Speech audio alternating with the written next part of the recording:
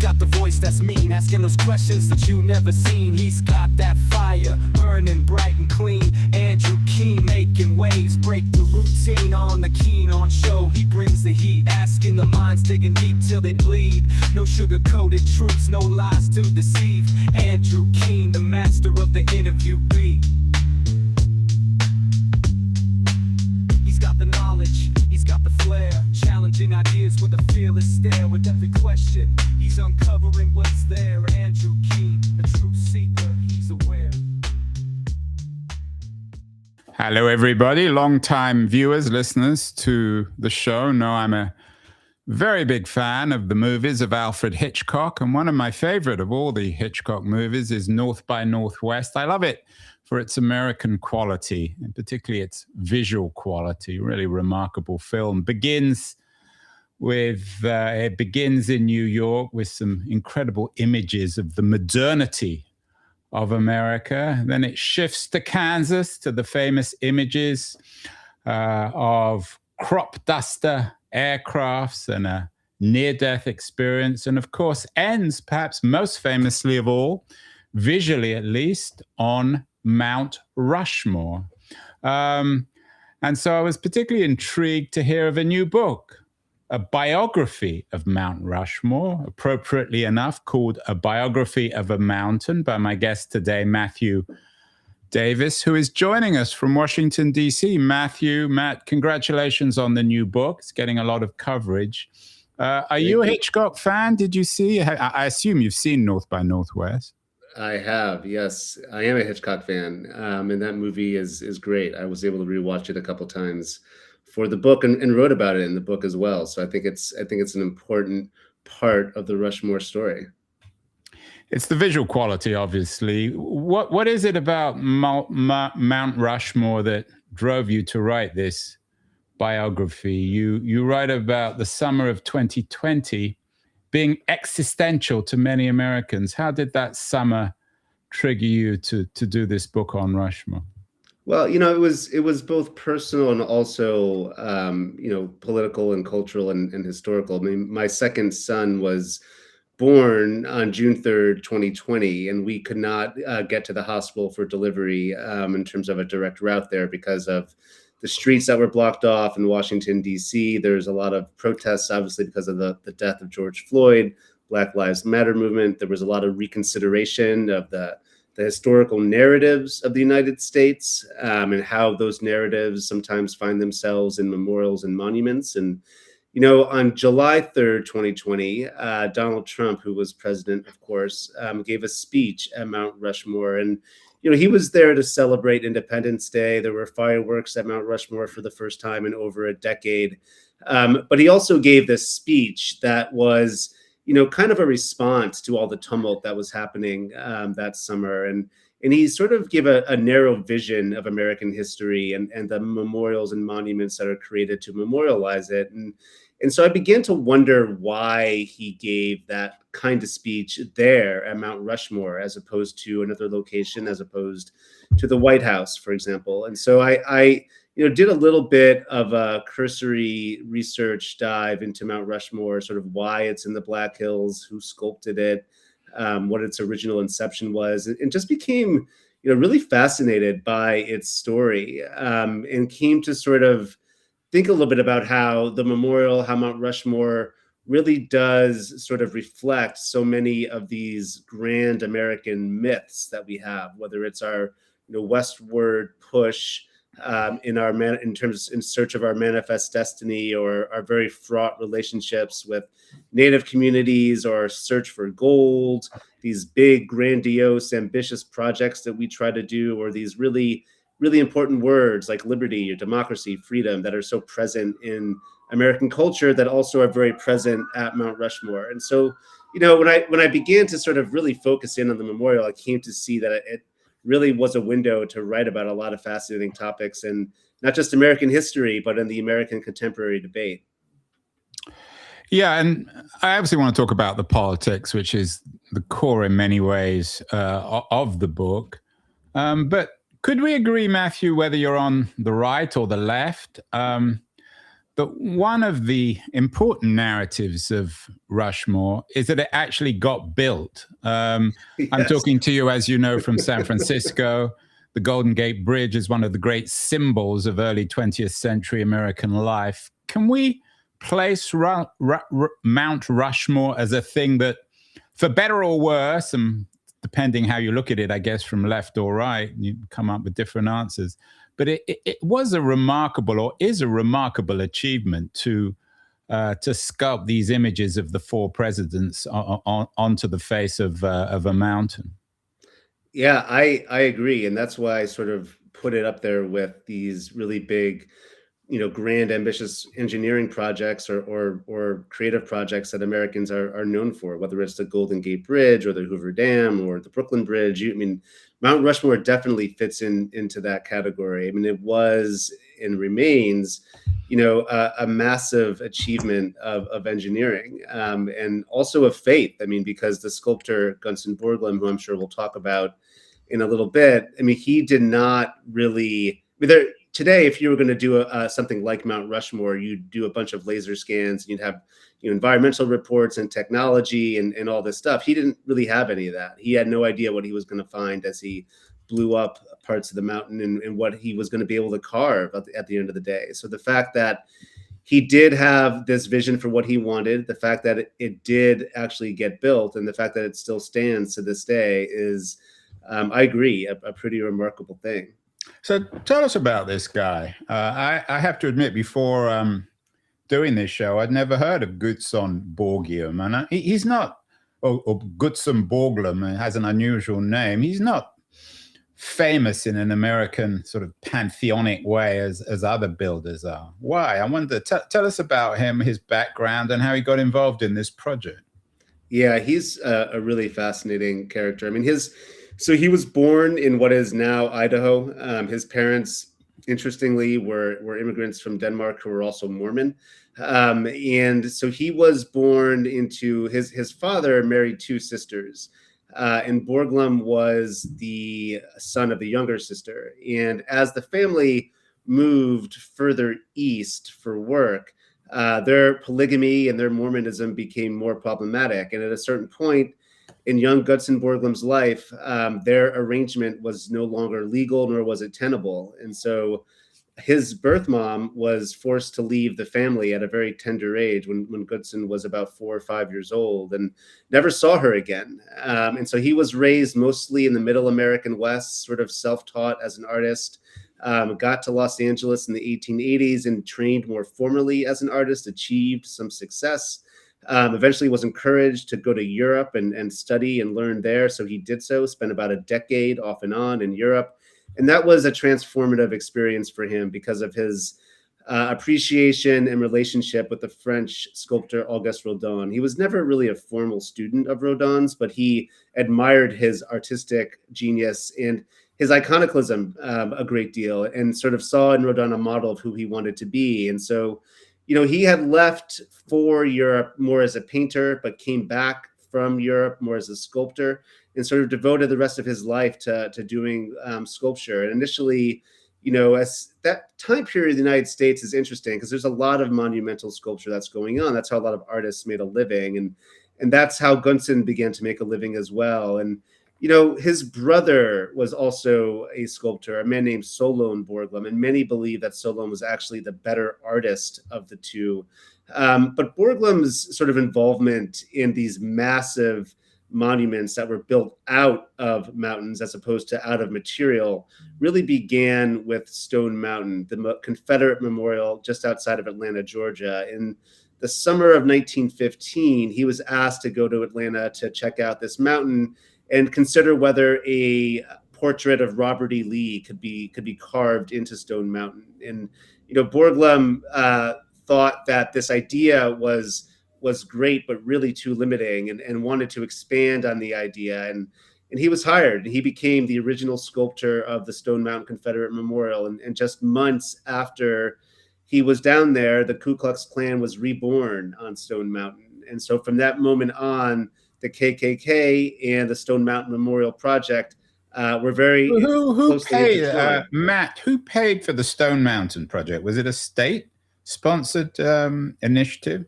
No, it wasn't state sponsored. It was mostly through private funds for a while. And again, the Klan was very heavily involved in raising that money.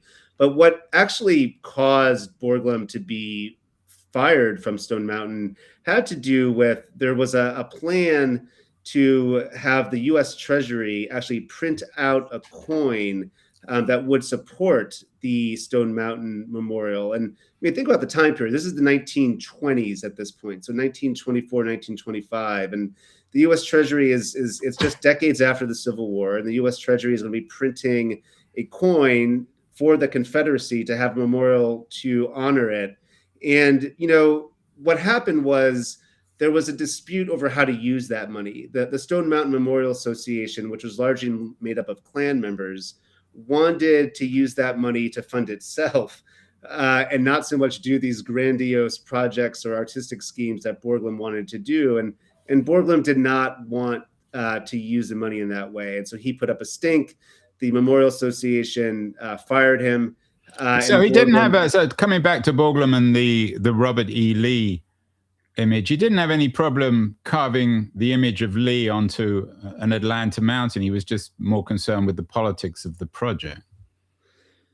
No, Borglum, he embraced the politics of the project. I mean, whatever you read of his letters from that time period, he is incredibly sympathetic to the Ku Klux Klan. He's very my question was exactly that. I didn't mean the politics of the project. I mean the details of the project versus the politics of the endeavor. So he was sympathetic to the Klan and Lee.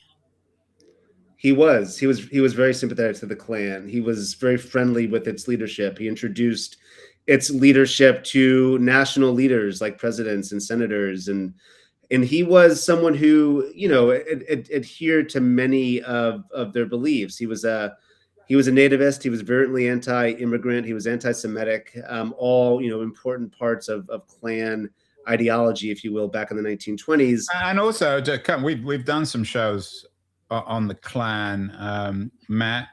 At that point, the organization was, if anything, virulently anti-Catholic, which is ironic these days. So it would have been against what? Jews, blacks, and Catholics mostly. Exactly. Yeah. And it's funny you say that, because though he was born into a Mormon family, Borglum received Catholic education at one point, and his father had them. I don't know if they were baptized into the Catholic faith, but he was certainly affiliated with the Catholic faith when he was a younger man. And there was some speculation that the Klan did not like that background of his. But Borglum, he was in some ways an ideologue, but in other ways he was a practical artist that wanted to sort of butter up to the people who were operating the purse strings. And so there is that element to it too, where he wanted to see this project through. He wanted to see Stone Mountain Memorial get built in the vision that he had. And when he was fired from there in early 1925, he destroyed the original models of Stone Mountain. He said, if I can't build this in the way that I want to do it, no one's going to do it. And so he destroyed the models. The Stone Mountain Memorial Association got wind of this, thought that was illegal, sent a police officer to arrest him on a felony charge. And there's this great scene, Andrew, where Borglum is literally escaping in the night in the Georgia woods, being chased by police officers. Sounds like a Hitchcock movie. Sounds like North by Northwest. Right, exactly. Except that I don't think he was quite as good looking, Borglum. He had a better mustache. But I mean, are there many people that are better looking than Cary Grant? No, especially since Cary Grant's from London. And Cary Grant looked particularly good in that movie. He was particularly tanned. Dashing, I think is he dashed more than any other time in his life. He's dashing on every level. I mean, dashing around the country. Dashing on Mount Rushmore. Yeah, the aesthetic element here, Matt.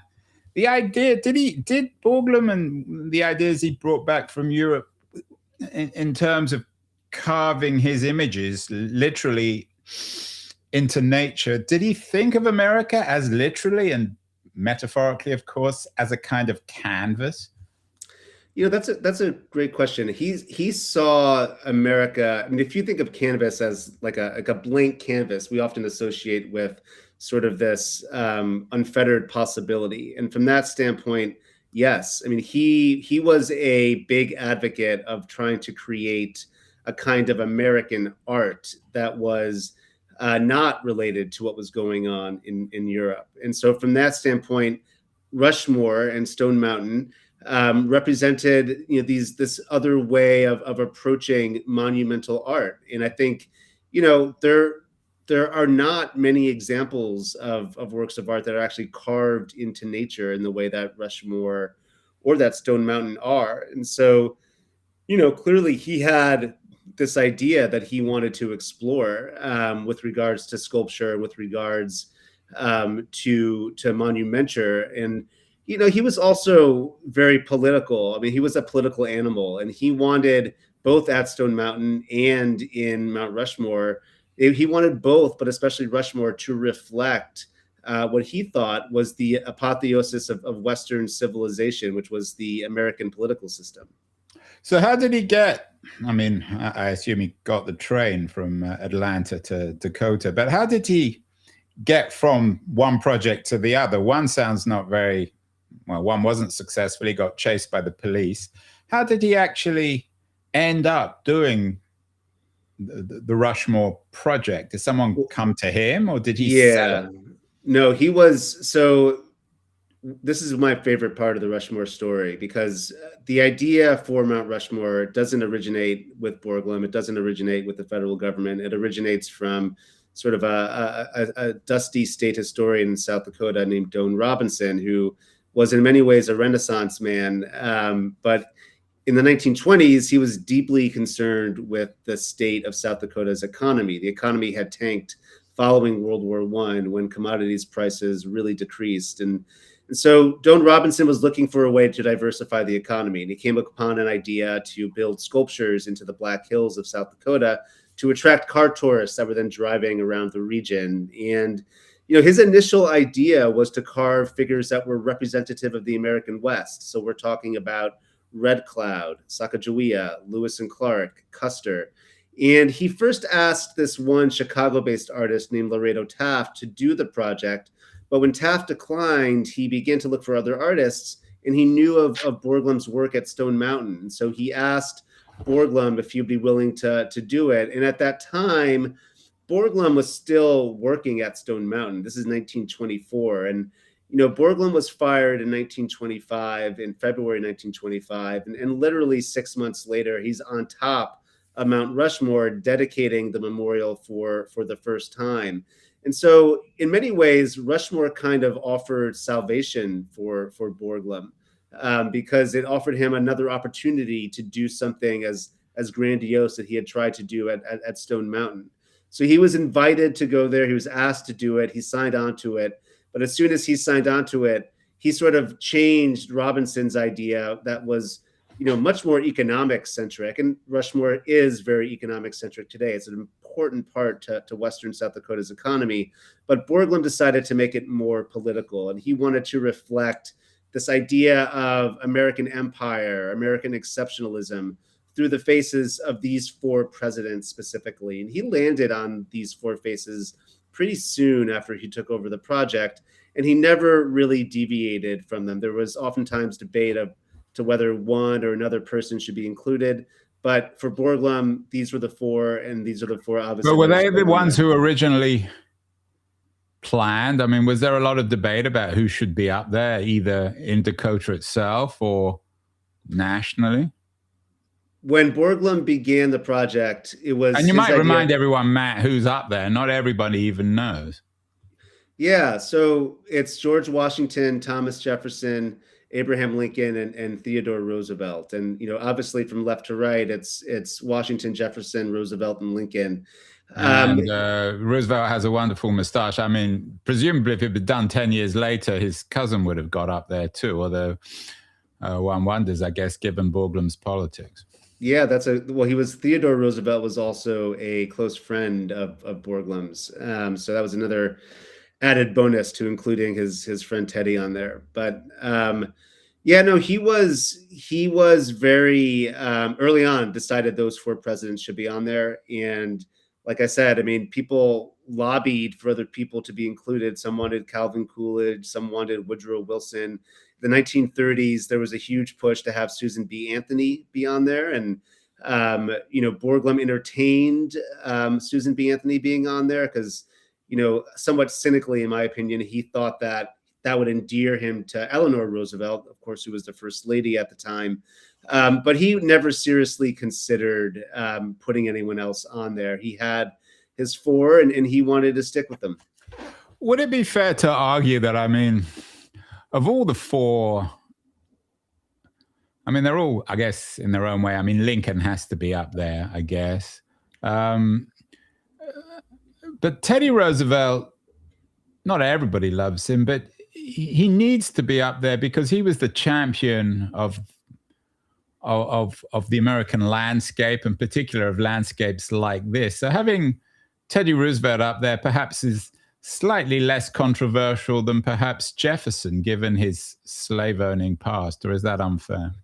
Well, I mean, the way that Borglum thought of it is that each president represented some contribution to American empire. And so for Washington, it was the birth of the United States, Jefferson, the expansion through the Louisiana Purchase, Lincoln was the salvation and preservation through the Civil War, and Theodore Roosevelt was sort of its development and unity. And he specifically was thinking about the Panama Canal with regards to that. And so those were the reasons that Borglum wanted those four individuals on there. For us today, I mean, certainly there are a lot of conversations about, many of our former presidents, Jefferson being top up there, about, his past and what he contributed versus, his checkered history with not just with slavery, but with obviously, fathering children through his slave, and a lot of the more recent sort of revelations about his past. And, but Borglum didn't consider any of that because none of it was really present when he was building the memorial in the 1920s and 1930s. He wanted those four people to represent his vision of the United States, and they did, and they're still there. How much of an achievement intellectually, artistically, I mean, in engineering terms, how long did it take? And how would you analyze the quality of Borglum's work? I think from an engineering perspective, it's a huge achievement. I mean, it took about, the first drill bits went into the mountain in 1927, in the summer of 1927. And construction stopped in 1941. So you're talking about a 14-year project that technically is not finished. I mean, Borglum's vision for Mount Rushmore went beyond what you see on the mountain and went into, he wanted to create what's called the Hall of Records with, he wanted to put the original documents of the Constitution and Declaration of Independence in there. He wanted to include many more smaller busts of Americans who had contributed to the American project. So he wanted to do more things. But from the time it started to the time it ended, when it ran out of money in 1941, I mean, you're talking about a 14-year project that is, had fits and starts. It wasn't always fluid, especially at the beginning.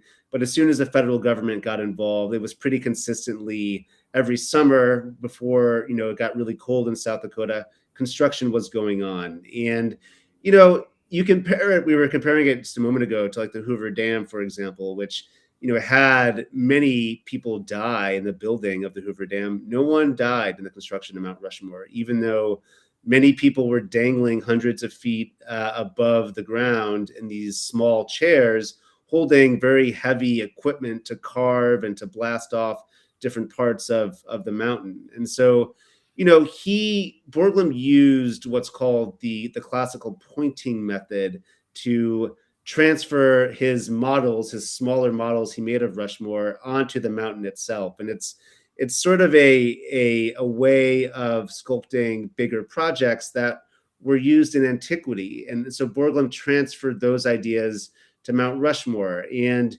as I mentioned at the beginning, I mean, part of this did really involve an act of faith because they used dynamite initially to blow off stone from the mountain. And so they blew off more and more, just hoping they would find granite that'd be able to be carved in ways they wanted to carve it. And so there was, a great deal of uncertainty and a great deal of error actually that took place at Mount Rushmore. I mean, if you see the mountain today, you notice that Jefferson's on Washington's right. Jefferson was originally supposed to be on Washington's left, but they blew up too much of the mountain, so they couldn't have the carving there be sturdy enough. So he was moved. I had great conversations with the South Dakota Artist Laureate, a man named Dale Lamphere, who had the opportunity to carve a replica of Mount Rushmore back when it celebrated its 50th year of completion. And he was telling me that he got to scale up and down the mountain a little bit, and the mistakes, the boreholes that were made in Washington and Jefferson are much greater than when you see in Roosevelt and Lincoln, which came later when they got a little bit more used to what they were working with and the processes by which they were working. And you can even see like in the details, right? I mean, you mentioned Roosevelt's mustache. Roosevelt's glasses are also very fascinating. Lincoln's beard are much more detailed. And that is really, I think, in part, a reflection of the fact that those two men were born in times of photography where you can get greater detail on their faces. But it's also, born from the fact that those were the two last faces that were carved, and they just got better at what they did. Yeah, I mean, it's sometimes the reverse with these kind of projects. If they run out of money, then the last portraits are less well done. How much of the story got on the got covered or noticed by the president? I mean, did FDR champion this project? He was a huge champion. Yeah, this fell right in his wheelhouse with regards to big public works projects to help the United States through the Great Depression. He was a huge supporter financially of the project when he was in office. And how many men were involved or people involved in actually in the project from beginning to end? There were about 400 workers that worked at Mount Rushmore, all told. And from today's perspective, it was not that expensive. It was about $1 million that was spent to build Mount Rushmore, which at the time was expensive, but to us, does not really sound like a ton of money. But FDR visited the memorial. He dedicated, I believe it was Abraham Lincoln, who he dedicated onto the mountain. And so he was a big supporter of it, in part because his cousin was on there, but was going to be on there. But he really believed in what Borglum was doing. I mean, you've obviously given this project a great deal of thought. You bring your own politics to this, but in overall terms, should we consider it a triumph? Well, I mean, it depends what you mean by a triumph. Well, it depends what you mean by a triumph, not what I mean. We know what the word means. Well, I mean, I think that from an engineering perspective, it's impressive. I think from a broader historical perspective, in terms of where this project was completed, where it was built, I think it offers less triumph and more questions and more problems, and that's in large measure because of the really fraught history of the Black Hills. I mean, the Black Hills of South Dakota, where Mount Rushmore is sacred land for the Lakota. They call the Black Hills the heart of everything that is. And these were the indigenous people who were there before the Europeans showed up. The Lakota were definitely there before the Europeans showed up. Many other tribes were in the Black Hills as well. The Lakota is the tribe most closely associated with Mount Rushmore in large measure because of the Treaty of Fort Laramie of 1868, which the United States signed with the Lakota, that gave the Lakota a lot of territory in the western United States, including what is today all of western South Dakota, which includes the Black Hills, which includes where Mount Rushmore is today. And so, and that treaty, no sooner than was it signed than it was broken. I mean, it was signed in 1868. And 1874, Custer's leading a military expedition through the Black Hills and finds gold there, which sets off the gold rush in the Black Hills. which leads to the desire to have a lot of Native Americans put on federally run reservations, which leads to the military expeditions in the American West, which leads to the Battle of Little Bighorn and the Battle of Greasy Grass, which Native Americans call it, which is really the impetus when Custer dies and his 7th Cavalry is defeated. That is the impetus for the United States to break the treaty and take over the Black Hills. And, that breakage it's incredibly traumatic for many Lakota, both today and, of course, historically. And it's also a breakage that the Supreme Court of the United States has upheld as illegal. And, in 1980, the Supreme Court ordered the United States to pay $102 million to the Lakota for the illegal seizure of the Black Hills. And the Lakota refused that money because they want the land back. And so that money has accrued to over about $1 billion right now, but the Lakota still refuse it because they would like to have that area back for them. Well, at the time, Matt, did the Lakota fight vocally, aggressively against the creation of these carved images in the hills? There was not a ton of vocal opposition, but I think 2 things. One, that's to be somewhat expected given the circumstances that many Lakota were living in at the time. But I think, the other part of that is that there was actually a great deal of opposition, but it was being handled through legal cases. So Doane Robinson, had the idea of Rushmore in 1923, 1924. It's first dedicated in 1925. Construction starts in 1927. Well, in 1923, the Lakota are beginning to enter into the American court system cases demanding they don't necessarily want the land back, but they want compensation for the land. So that's happening right at this same time. Is there, in your view, a kind of an element of vandalism about this project? When I've driven across America, and certainly there's something remarkable about the Badlands, which of course haven't been turned into a canvas for the American empire. Should it have just been left alone? Would have we been better without these images, Matt? I think we would be, yeah. One of the things I do in my book is I sort of distinguish between monuments and memorials devoted to patriotism and, where those monuments are. And so I'm not opposed to having places in the United States where we as Americans can feel pride in our country, or these surges of patriotism that I think are important.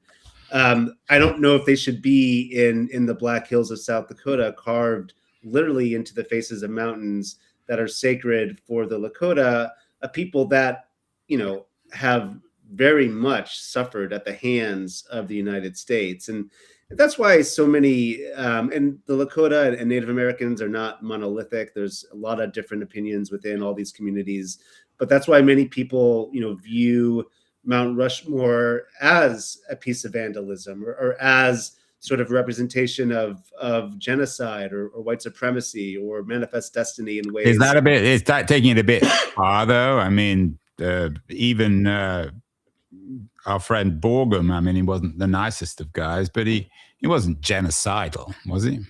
No, they're not talking about Borglum. They're talking about a policy. I mean, Borglum's monument, his memorial, if you look at it from the lens of representing American empire and manifest destiny and westward expansion, in that sense, it did result in the death of millions of Native peoples across the United States. And specifically in the Black Hills, there was, not just the taking of the land, but you had the massacre of Wounded Knee that took place not too far from Mount Rushmore.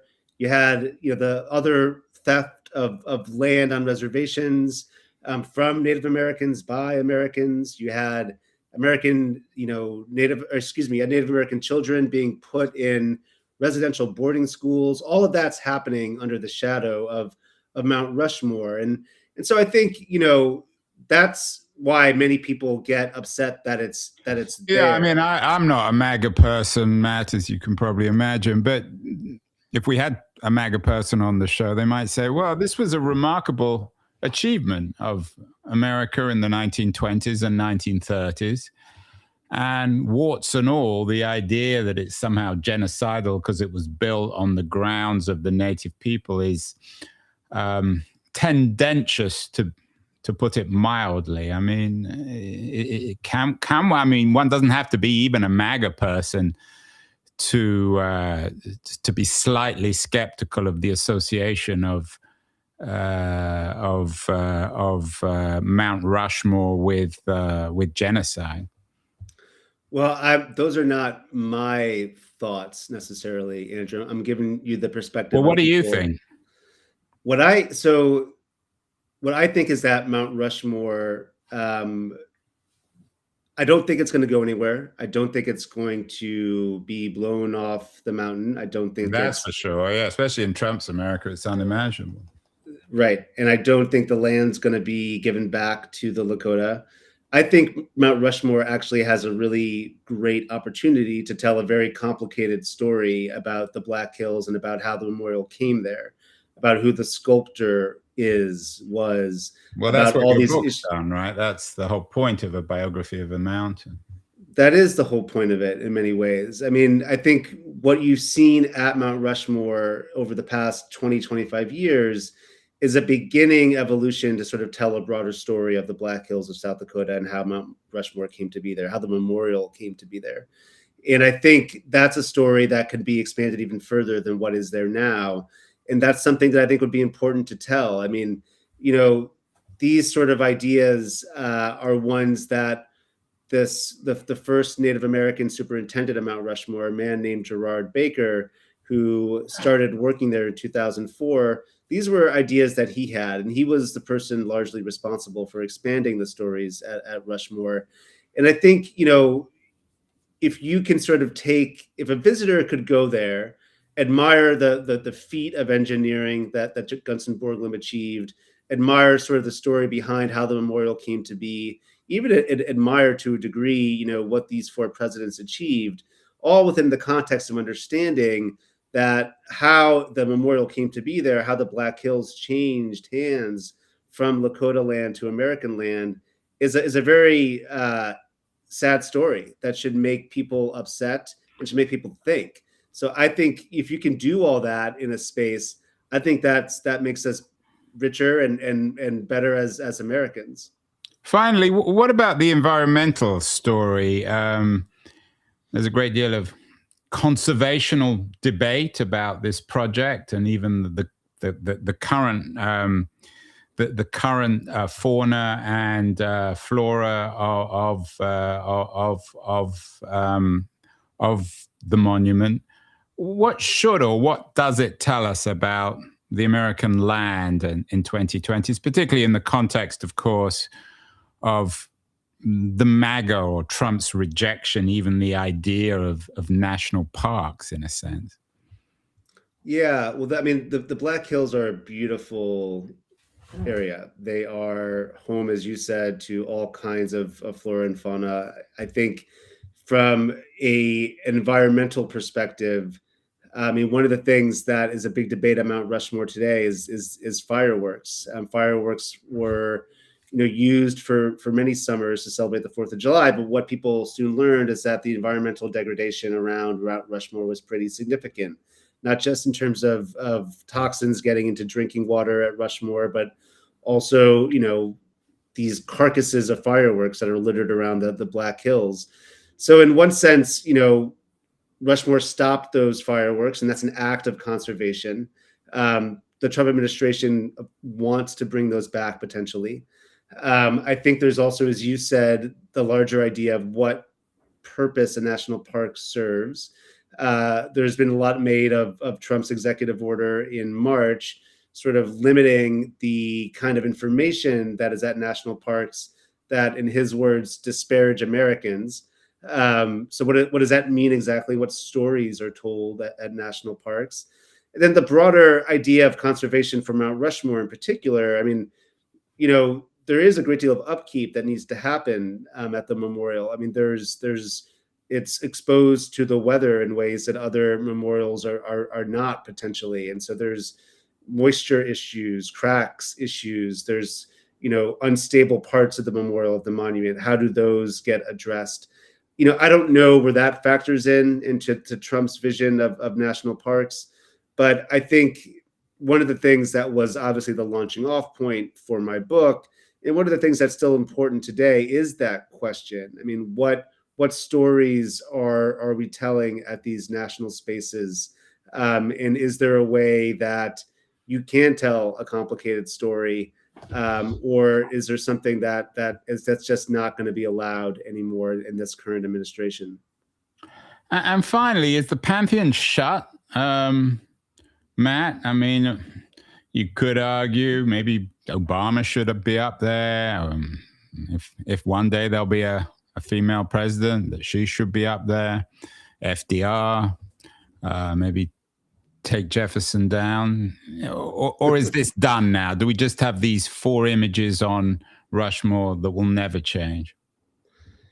Most geologists tell you that there is no space on Mount Rushmore for another face. However, earlier this year in 2025, there was legislation introduced to include President Trump on Mount Rushmore, and that legislation. I'm guessing you wouldn't be particularly keen on that one, Matt. Well, I don't think that anyone should be put on Mount Rushmore. I think it should stay as it is. I think there's been enough work done on Rushmore for its life. Yeah, I mean, I don't think that President Trump should be on Mount Rushmore. But I think there is no space for him there at this moment, and that doesn't mean that Trump has decided. What about there's a little space between Teddy and Lincoln? Couldn't he squeeze in there? He's got a little face. Do you think that Donald Trump would like being a smaller face than all the others on that mountain? I'm not going to speak as Donald Trump, but better late than never. Better something than nothing, I'm guessing. But I hope he doesn't appear. Although who knows, in the America of late 2025, 2026, stranger things have happened. That is true. That is very true. Well, Matt, congratulations on the book. It's really a remarkable achievement. Not quite as remarkable as the achievement of Gutzon Borglum, who built these 4 presidential images on Mount Rushmore, but nonetheless an achievement. America, once upon a time, stuff got done. We did a show with Mark Dunkelman, Why Nothing Works. There was a time in American history where something worked, and one example of that was the achievements on Mount Rushmore. So thank you so much, Matt, and best of luck. Next year in London. I know you're moving further away from Mount Rushmore, so I hope you have a happy and healthy 2026. Thank you so much. You too, Andrew. Thank you. Step on the